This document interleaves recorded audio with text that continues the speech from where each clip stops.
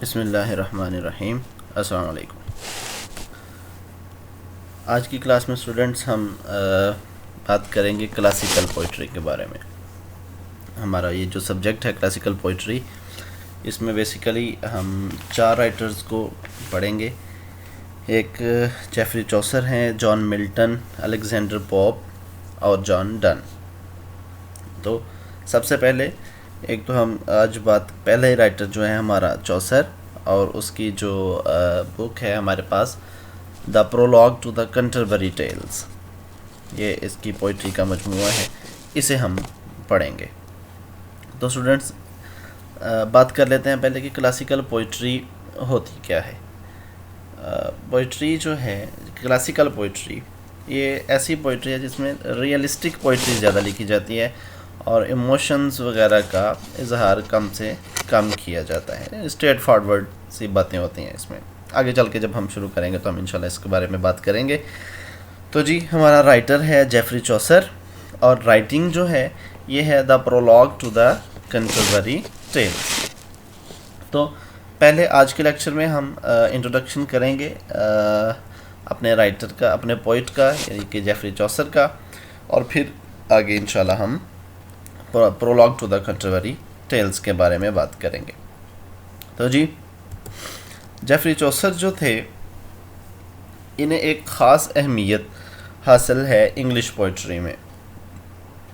پہلے ہم ان کی ابتدائی زندگی کے بارے میں، ان کی ذاتی زندگی کے بارے میں بات کرتے ہیں کہ یہ کون تھے، کہاں سے آئے تھے، کیا تھے. تو جی چوسرز لائف جو ہے یہ انگلینڈ میں پیدا ہوئے تھے 1343 میں، 1343 میں یہ انگلینڈ میں یعنی کہ لنڈن میں پیدا ہوئے تھے. یہ precise date and location of his birth remain unknown, یعنی کہ کسی کو بھی بالکل ایگزیکٹلی نہیں پتا کہ وہ کون سی ڈیٹ تھی، کون سا دن تھا جب یہ پیدا ہوئے. اور لنڈن کے اندر بھی ان کا کوئی خاص جگہ اچھے سے کسی کو معلوم نہیں کہ ایگزیکٹلی یہ کس جگہ پہ پیدا ہوئے تھے. تو جی سن آف ویلدی لنڈن ونٹنر، ان کے جو والد تھے یہ ایک شراب کے تاجر تھے، شراب بناتے تھے، بیچتے تھے، اور بہت ہی امیر تھے. جو ان کے والد تھے وہ بیسیکلی لنڈن کے رہنے والے نہیں تھے. ان کے والد جو تھے اپسوچ نامی ایک جگہ تھی، ان کی فیملی وہاں سے بیسیکلی بلانگ کرتی تھی. اور پھر ان کے جو گرینڈ فادر تھے وہ ایک ٹیورن کے آنر تھے. ٹیورن کہتے ہیں اسے، یہ جو سرائے وغیرہ ہوتی ہیں ان کے آنر تھے. اور پھر 1328 میں تقریباً ان کے والد صاحب جو تھے اس جگہ کو چھوڑ کر آ گئے تھے لنڈن میں، اور پھر لنڈن میں انہوں نے آ کے اپنا شراب کا کام شروع کیا، اور ایک بڑے ہی امیر لوگوں میں ان کا شمار ہونے لگا تھا. جو جیفری چوسر کی ایجوکیشن ہے، ہمیں ان کے چائلڈہڈ کے بارے میں کوئی زیادہ باتیں نہیں پتہ. بہت سارے ہسٹورینز جو ہیں جنہوں نے چوسر کے بارے میں کام کیا ہے، ریسرچ کیا ہے ان کے اوپر، وہ خاموش ہے بالکل. چوسر کا بچپن جو ہے یہ بالکل خاموش ہے، کوئی زیادہ باتیں ہمیں پتہ نہیں چلتی. یہ پتہ ہے ہمیں کہ educated in Saint Paul's Cathedral School and later in Inner Temple where he studied law. شروع میں یہ سینٹ پالز کیتھیڈرل اسکول میں انہوں نے تعلیم حاصل کی، لیکن بعض لوگ یہ بھی کہتے ہیں کہ یہ بھی کنفرم نہیں ہے کہ انہوں نے سینٹ پالز کیتھیڈرل اسکول میں تعلیم حاصل کی تھی. ہاں یہ پکا ہے، یہ بات سب کو کنفرم ہے کہ جو جیفری چوسر تھے چونکہ امیر باپ کے بیٹے تھے اور وہاں کی جینٹری میں ان کا شمار ہوتا تھا، وہاں کے امیر لوگوں میں ان کا شمار ہوتا تھا. اور جو وہاں کے 3 بڑے اسکول تھے اس وقت لنڈن میں، ان اسکولوں میں سے کسی ایک اسکول میں انہوں نے تعلیم حاصل کی تھی. اور وہاں پہ انہوں نے ریلیجن کو بھی پڑھا، لاطینی زبان کو پڑھا، فرینچ زبان کو پڑھا. کیونکہ جیفری چوسر سے پہلے انگلش لینگویج جو تھی یہ کوئی اتنی خاص اہمیت کی حامل نہیں سمجھی جاتی تھی. فرینچ لینگویج کو لوگ پریفر کرتے تھے، اور فرینچ لینگویج جو تھی وہی پوئٹری، اس کا لٹریچر لوگ بولنا پسند کرتے تھے اسے. تو جی پھر ان 1357 1357 میں ہی بیکیم اے کورٹیئر، کورٹ میں عدالت میں ہو گئے ان کا کام. پھر ڈپلومیٹ بنے یہ، ان کے مختلف ملکوں میں جاتے تھے. اینڈ سول سرونٹ، اور یہ ایک آفیسر ریاست میں آفیسر کی بیوروکریٹ کی حیثیت سے بھی انہوں نے کام کیا. اصل میں جب یہ جیفری چوسر جو تھے، جب ان کی عمر 12 سال تھی تو ان کے والد نے کسی طرح سے ان کی تعلیم کو چھڑوا کر انہیں کنگ ایڈورڈ کے بیٹے تھے لوئنل، ان کے گھر میں ان کی جاب لگوا دی تھی، ان کے گھر میں وہ کام کرتے تھے. پھر آہستہ آہستہ سے جو ہے وہاں سے ان کے مراسم بڑھتے گئے، اور اسی سے ہی آہستہ آہستہ یہ کورٹیئر، پھر ڈپلومیٹ اور سول سرونٹ کے عہدے تک بھی پہنچے. بڑے سارے ملکوں میں یہ سفیر بن کے بھی گئے انگلینڈ کے، اور جو اہم کاروباری نوعیت کے دورے ہوتے تھے عام طور پر جو کنگ تھے وہ انہیں ہی بیچا کرتے تھے. پھر جی 1368 میں ہی واز سینٹ ٹو فرانس، انہیں فرانس بھیج دیا گیا. جنووا اینڈ فلورنس، اٹلی میں بھی گئے یہ. پھر where he influenced by the works of authors like Boccaccio and Froissart, وہاں پہ جو بوکیشیو جیسے رائٹرز تھے، آتھرز تھے، ان کی چیزیں پڑھ کر ان پہ ان کا بڑا اچھا خاصا اثر ہوا تھا. یعنی کہ جو چیسر کی لائف ہے اس کے بارے میں ہمیں یہ پتہ چلا کہ یہ لنڈن میں 1343 میں کہیں پیدا ہوئے تھے. ایگزیکٹ ہمیں نہیں پتہ کہ کس ڈیٹ کو کون سی جگہ پہ یہ پیدا ہوئے تھے. ان کے باپ جو تھے وہ وائن مرچنٹ تھے، شراب بناتے تھے، بیچتے تھے، اور ایک امیر لوگوں میں ان کا شمار ہوتا تھا. ابتدائی تعلیم جو ہے ان کی کیتھیڈرل اسکول سے ہے، اور پھر انہوں نے لا بھی پڑھا. اور جو ہے انہیں ایک اور ایج یہ تھا کہ یہ کنگ ایڈورڈ کے بیٹے جو پرنس لوئنل کے ساتھ چونکہ یہ کام کرتے تھے ان کے گھر میں رہتے تھے، تو وہاں سے بھی انہیں بڑے سارا زندگی میں ایج حاصل ہوا. پھر ان کی پروفیشنل لائف کی طرف اگر آئیں تو پروفیشنل لائف میں یہ کورٹ میں انہوں نے کام کیا، سفیر کی حیثیت سے کام کیا، اور سول سرونٹ بھی، یعنی کہ کوئی آفیسر تھے. پھر جو ہے یہ جناب اپنے سفیر کی حیثیت سے انہیں فرانس بھیجا گیا، جنووا اینڈ فلورنس. اور پھر مختلف رائٹرز، آتھرز اور پوئٹس جو تھے ان کا ان کے اوپر اثر بھی تھا.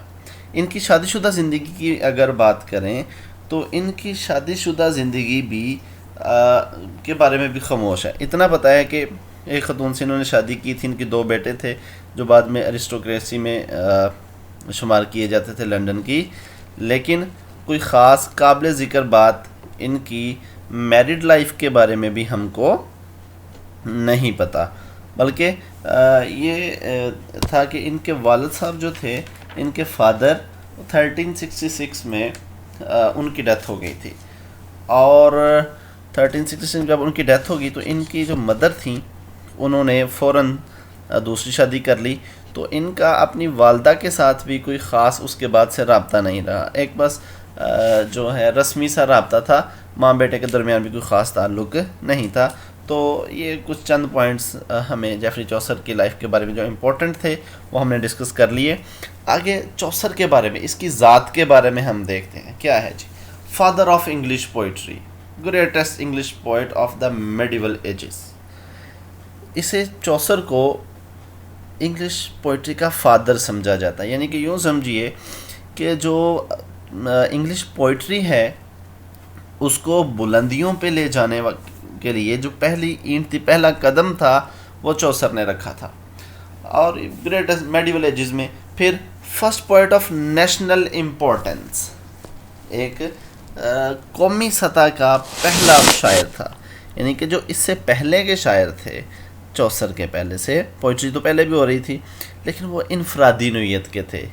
محبت کی نظمیں لکھتے تھے، ڈیوائن لکھتے تھے، پوئٹری انفرادی تھے، سبجیکٹیو اپروچ تھی ان کی. یہ پہلا چوسر شاعر تھا جس نے آ کے آبجیکٹیو اپروچ کو ڈومینیٹ کیا. اور پھر جو ہے قومی سطح پہ قومی ایشوز کو انہوں نے آ کے اجاگر کیا، اور پھر لوگ انہیں نیشنل سطح پہ جانے لگے. ایک قومی سطح پر جس طرح علامہ اقبال ہمارے نے قومی سطح کی شاعری کی، اسی طرح انہیں بھی وہی مقام حاصل ہے وہاں پہ. اچھا جی، تو پھر یہ آتھر بھی تھے، پوئٹ بھی تھے، فلاسفر بھی تھے، پوئٹری کے علاوہ بھی انہوں نے کچھ چیزیں لکھیں اور یہ فلاسفر بھی تھے چونکہ.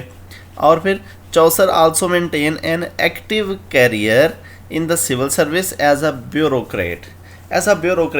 ایک آفیسر، پبلک سرونٹ کی حیثیت سے ان کا ایک اچھا خاصا کردار تھا برطانیہ میں. کورٹیئر، عدالتی نظام میں ایک اچھا خاصا ان کا حصہ تھا. اینڈ ڈپلومیٹ، اور جو ہے یہ ان کا سفیر ہوتے ہوئے بھی انہوں نے بڑے اہم کام سلطنت کے لیے سر انجام دیے تھے.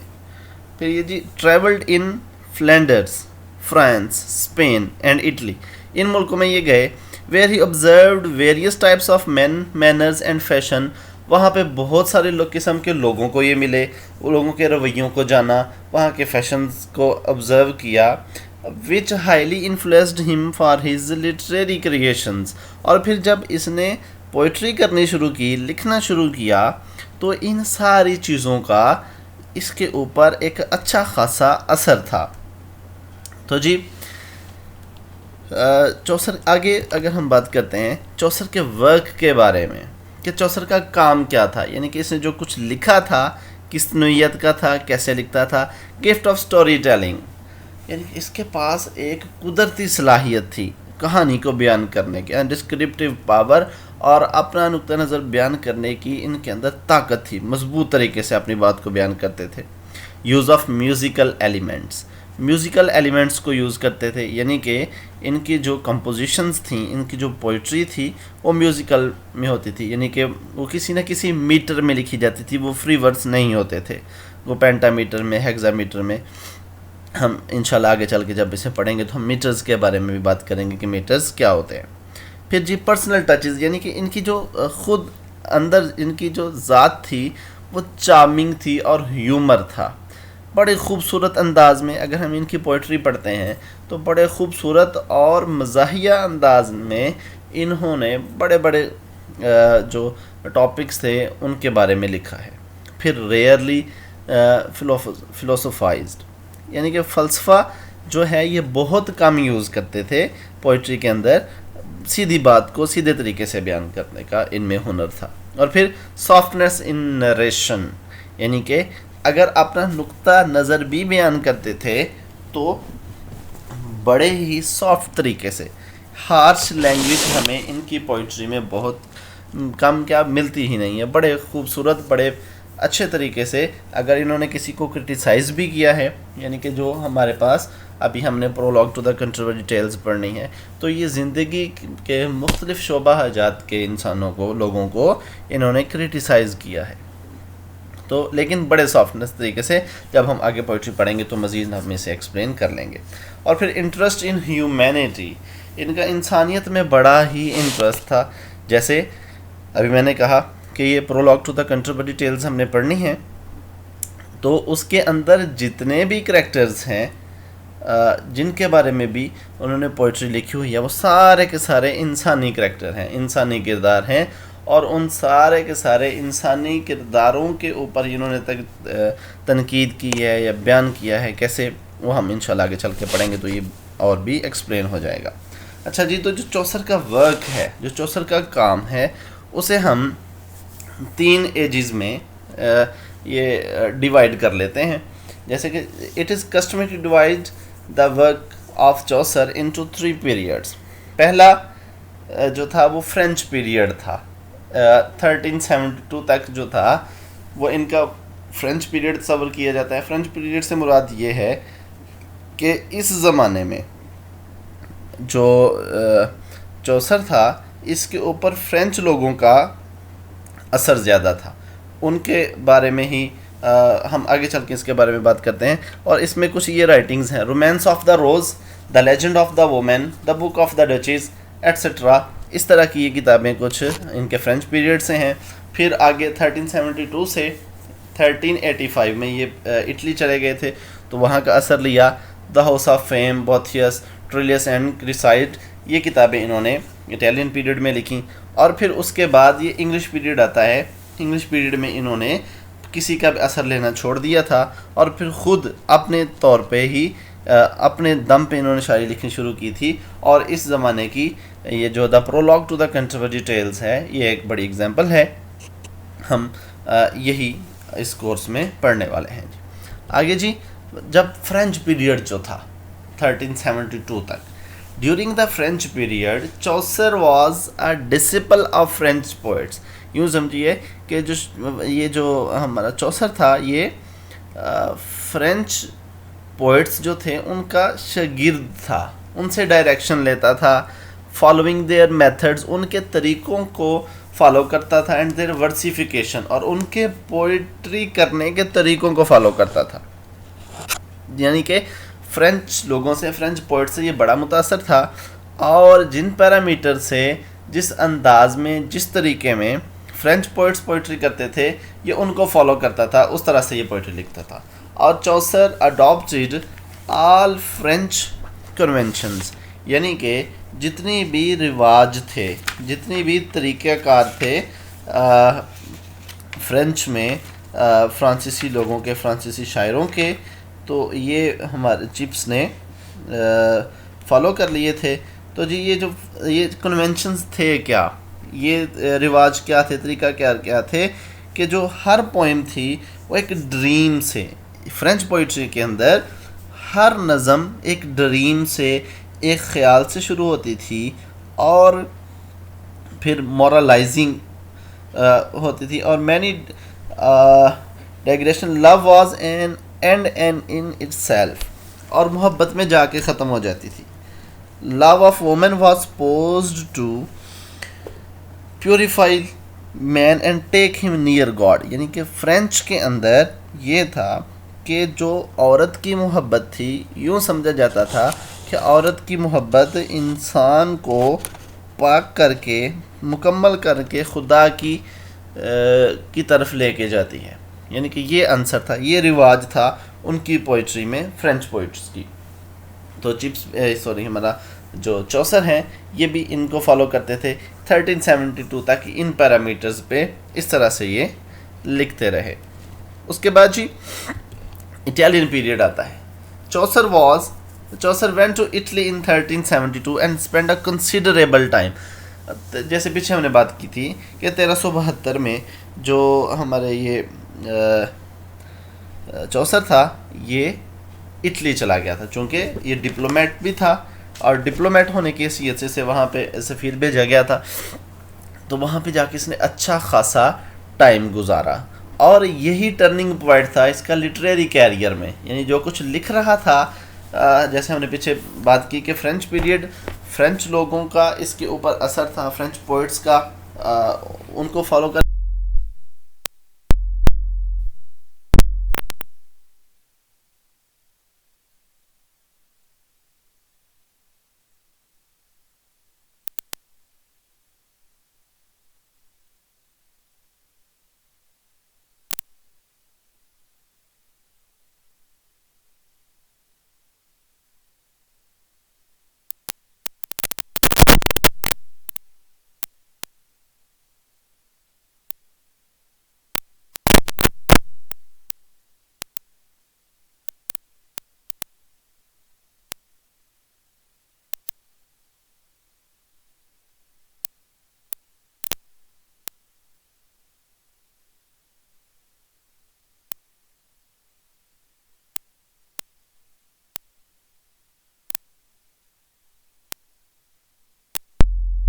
اٹلی آیا. تو پھر یہ اس کا وہ جو خیالی تصوراتی محبت, عورتوں کی محبت جو خدا کی طرف لے کے جاتی ہے, جیسا ہم نے پچھلے سلائیڈ میں ڈسکس کیا تھا, وہاں سے یہ چینج ہوا, اور اس کے اندر پھر اسپرٹ آگے رینیسانس کی, ریئلزم کی طرف آیا یہ. یعنی کہ ہم جب اس کی پوئٹری پڑھیں گے تو ہمیں یہ پتہ چلتا ہے کہ یہ ریئلزم کی کو ریپریزنٹ کرتا ہے, اس کی پوئٹری کے اندر بہت زیادہ ریئلزم ہے.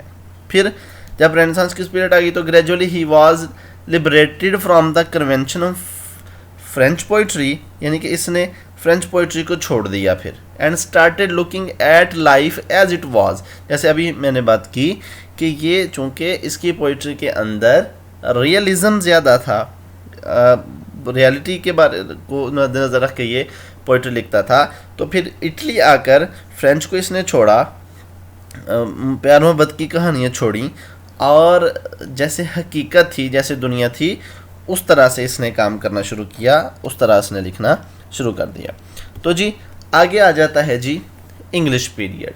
اور انگلش پیریڈ جو تھا، انگلش پیریڈ میں in this period he did not become a disciple of any previous English poet. یعنی کہ جب پھر تیسرا دور شروع ہوا، جب اس نے اٹلی کے لوگوں کا بھی اثر لینا چھوڑا، تو پھر اس نے کسی بھی پچھلے گزرے ہوئے انگریزی کے شاعر کو فالو نہیں کیا. This period is called English because he started writing of English life and English character.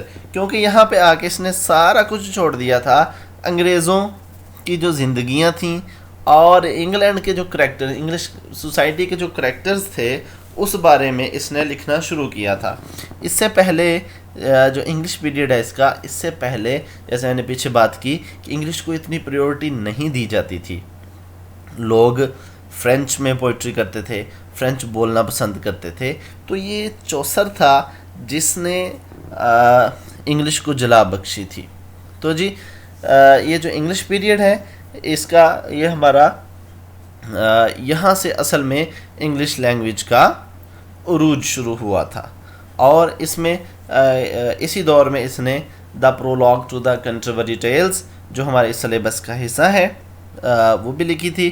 اگلے یہ ہمارے آج کا جو لیکچر تھا اس میں ہم نے چوسر کی زندگی کے بارے میں اور چوسر کے بارے میں بات کی کہ چوسر تھا کون، کہاں سے آیا تھا، پرسنالٹی کیسی تھی، پروفیشنل کیریئر کیسا تھا اور اس کا ورک کیسا تھا، کیا لکھا، کیسے لکھا اور کون کون سی جو انفلوئنس تھے اس پہ، کن چیزوں کا اثر تھا اس پہ. یعنی کہ آج کے ٹاپک میں، آج کے لیکچر میں ہم نے صرف اپنے پوئٹ کا انٹروڈکشن کیا ہے. آگے انشاءاللہ اگلے لیکچر میں ہم بات کریں گے ایج آف چوسر کی، کہ جس شاعر جب یہ پوئٹری لکھ رہا تھا اس کے کنٹمپریری کون تھے. کنٹمپریری مطلب اور کون سے شاعر تھے جو لکھ رہے تھے، اور انگلش سوسائٹی کا اور انگلش رائٹرز کا موٹیو کیا ہوتا تھا لکھنے کا، کون سے ٹاپکس پہ لکھا جا رہا تھا، دوسرے لوگوں کی کون سی ترجیحات تھی لکھنے کی، اور یہ چوسر ان سب سے کس طرح سے ڈیفرنٹ ہے. اور جی ایج آف چوسر اور پرولوگ ٹو دا کنٹروری ٹیلز کہ یہ کتاب ہے کیا، کنٹروری ٹیلز کیا ہیں، کون سے کریکٹرز ہیں، ہم نے کون سے پڑھنے ہیں اور کیوں لکھا، ان سب کے بارے میں انشاءاللہ بات کریں گے. اگر آپ کو لیکچر میں کوئی بات نہ سمجھ آئی ہو تو you are free to ask. اللہ حافظ.